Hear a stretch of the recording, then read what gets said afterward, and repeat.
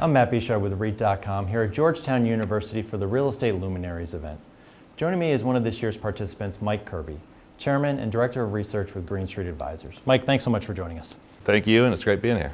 Now, we're seeing a growing variety of real estate businesses electing to operate as REITs. What do you think this says about the REIT approach to real estate investment? Well, historically, the REIT space has been a place where non-traditional property types have incubated their way into becoming core real estate. And many years ago, healthcare real estate was not even viewed as real estate by a lot of real estate market participants.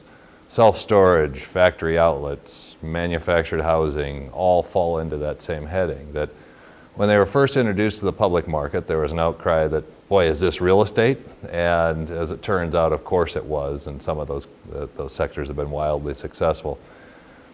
I don't know if that's what lies ahead for all of what we're seeing. I'm skeptical it is what lies ahead for all of what we're seeing. Some of this is a bit of a square peg in a round hole.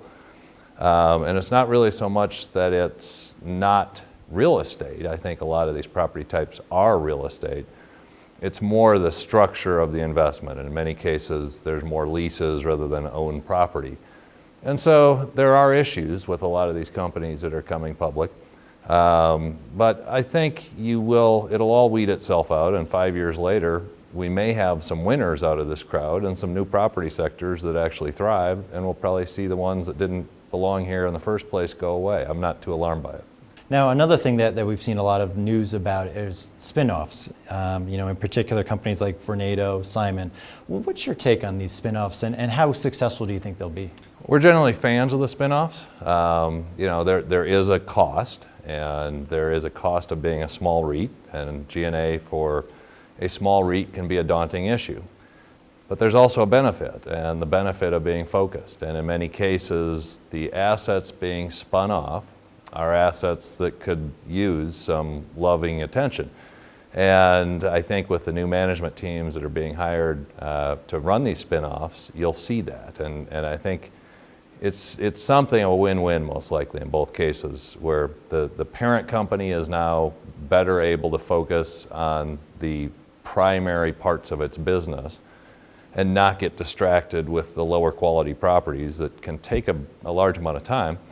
And meanwhile, the new management teams at the SpinCos have a chance to really do what's necessary and really focus attention on those assets that are spun out. So I think in the three big cases that we've already seen, all on the retail side, I think it's a good idea.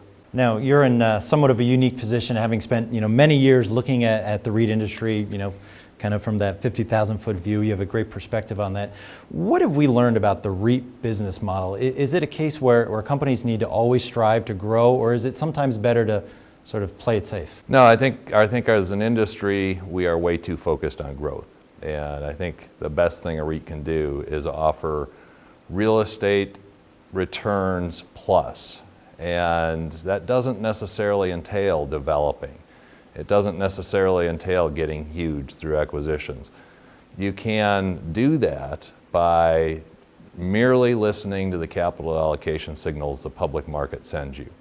And by doing that, you can grow at the right times. So grow when you have NAV premiums, not grow when you really don't have a clear signal. Go play golf. And then when the signal goes the other direction and you have NAV discounts, shrinking is actually a way to create NAV and create shareholder value. So it's really simple, and I hate to make it sound this simple because I probably insult REIT executives by doing so, but be operationally great, don't use too much leverage, keep a focused business model, and listen to the public markets as to when you should allocate capital. Mike, thank you so much for your insights. My pleasure. For more on this and other real estate news and analysis, be sure to visit REIT.com.